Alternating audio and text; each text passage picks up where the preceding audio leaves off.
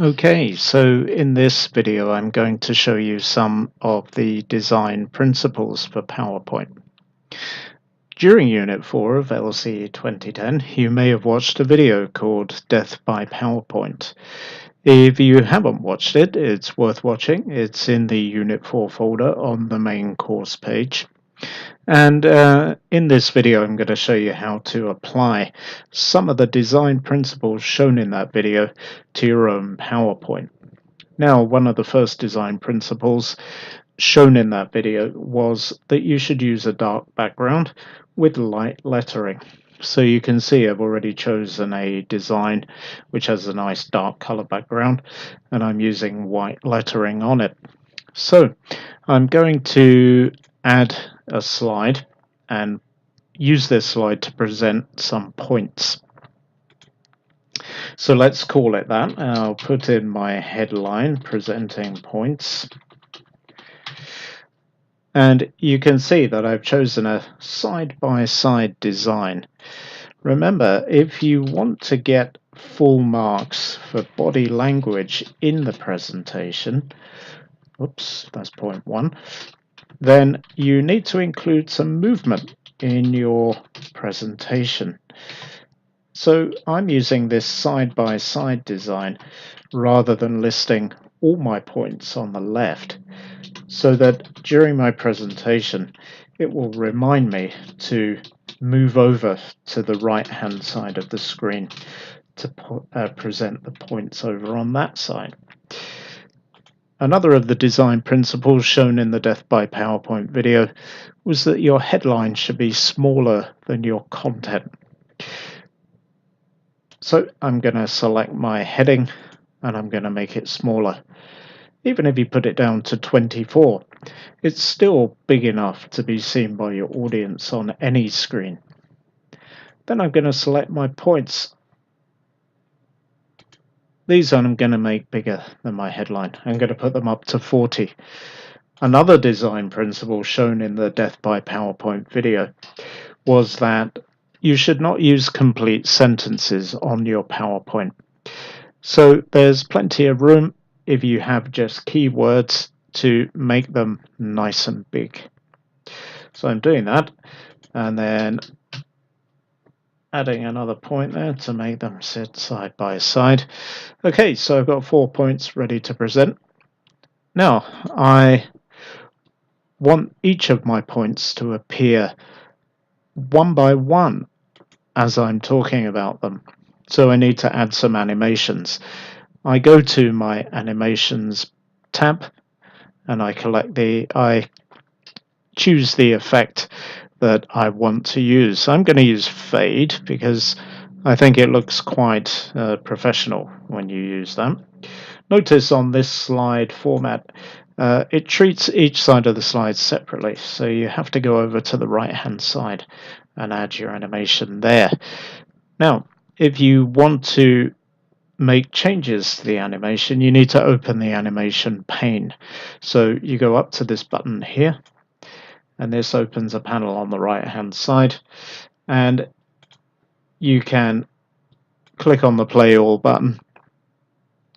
Okay, so you can see my 4 points appear one by one. Actually, I want them to appear one at a time.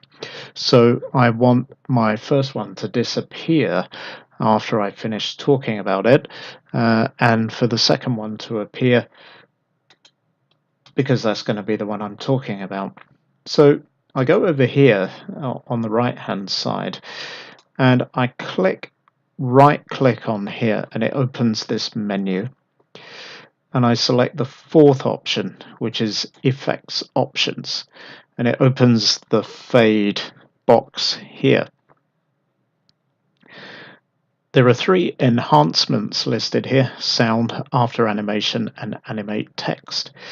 I'm interested in the middle one. By default, after animation says don't dim.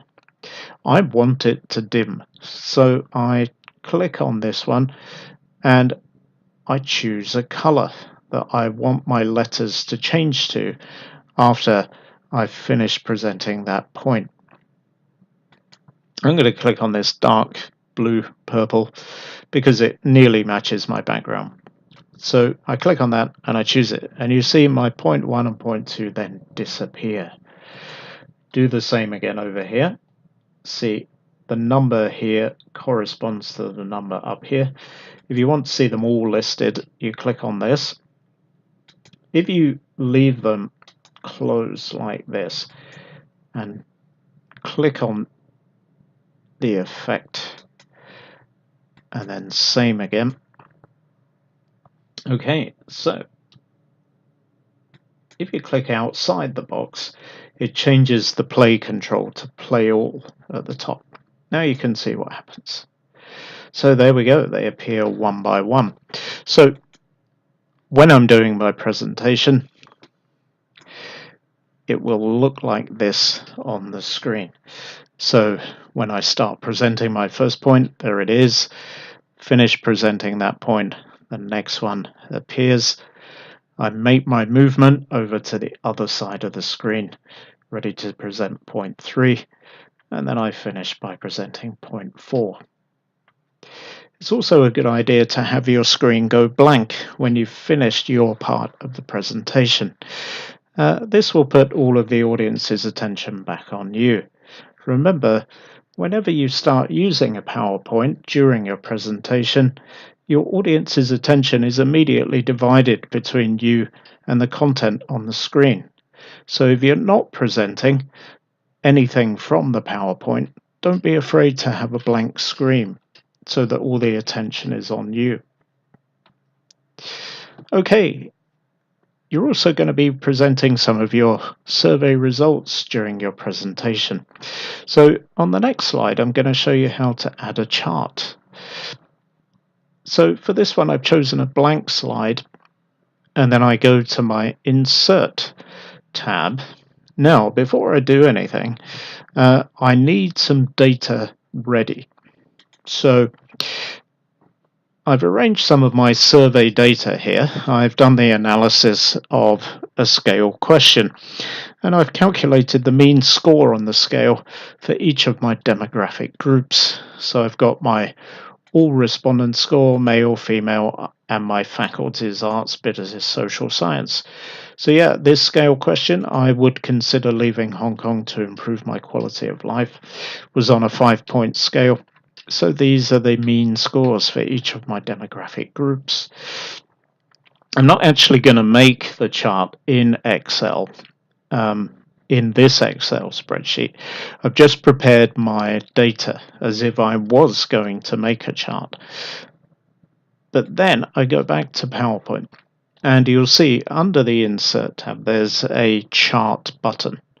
If you click on it, it opens this dialog box, and you can see that just like in Excel, it's got all the different kinds of chart that you can choose from. The main ones you're probably going to use are a column or bar chart and a pie chart. For this one, I'm going to use a column chart, okay, and I'm going to get a bit fancy, and I'm going to choose a 3D clustered column chart.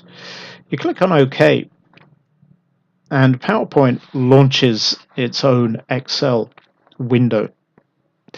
It makes a chart for you immediately, and it provides this kind of ready-made table. So I've only got one series of data, so straight away I can delete these columns, right? And Excel even gives you a bit of data there so you can see what it looks like. So I go back to my own spreadsheet and I copy, select, and copy my entire table. And I paste it into the one provided by PowerPoint. And it warns me that I'm pasting formulas, and it's going to change them into numbers. That's okay.